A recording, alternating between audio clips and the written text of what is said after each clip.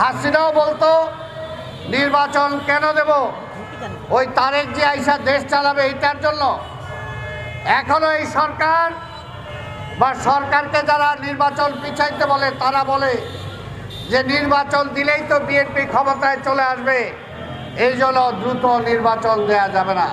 আমরা ফ্যাসিবাদের বিরুদ্ধে লড়াই করেছি, সেই দলগুলোকে বলবো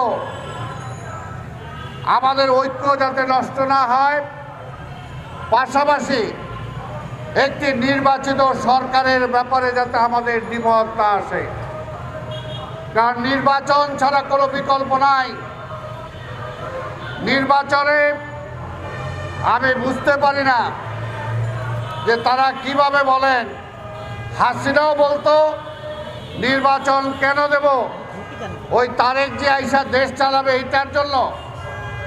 এখনো এই সরকার বা সরকারকে যারা নির্বাচন পিছাইতে বলে তারা বলে যে নির্বাচন দিলেই তো বিএনপি ক্ষমতায় চলে আসবে, এই জন্য দ্রুত নির্বাচন দেয়া যাবে না।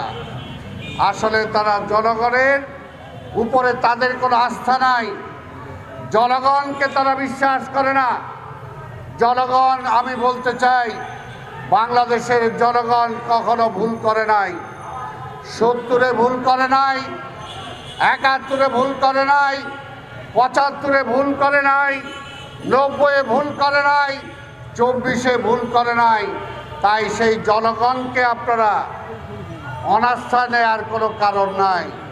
জনগণের ক্ষমতা জনগণকে ফিরিয়ে দেন, জনগণই ঠিক করবে এই দেশে রাষ্ট্র ক্ষমতায় কারা থাকবে। সেটাতে ভয় পান কেন? সেটাতে ভয় পান কেন?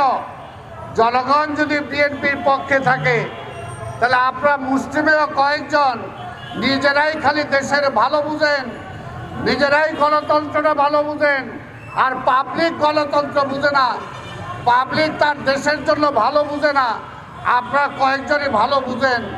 এটা গণতন্ত্র না, এটা আর এক নতুন করে ফ্যাসিবাদ। তাই আমরা বলতে চাই, জনগণের হারিয়ে যাওয়া ক্ষমতা, বড় লুণ্ঠিত ক্ষমতা জনগণের কাছে যত দ্রুত ফিরিয়ে দেবেন, ততই আধিপত্যবাদের শক্তির যে ষড়যন্ত্র এখনো চলছে, বাংলাদেশকে কিভাবে আবার একটা দুর্বিপাকে ফেলা যায়।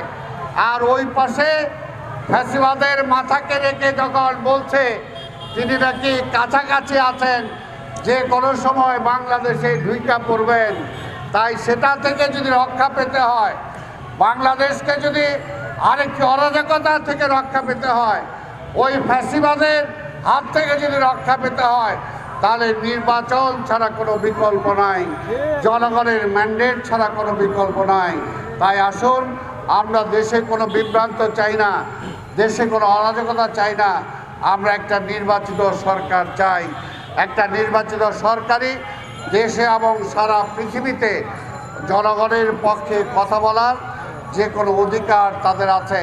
তাই আমরা বিশ্বাস করি যত দ্রুত সম্ভব একটি নির্বাচন আসবে, এই দেশের মানুষ নিজেরাই নির্ধারণ করবে এই দেশ কারা পরিচালনা করবে।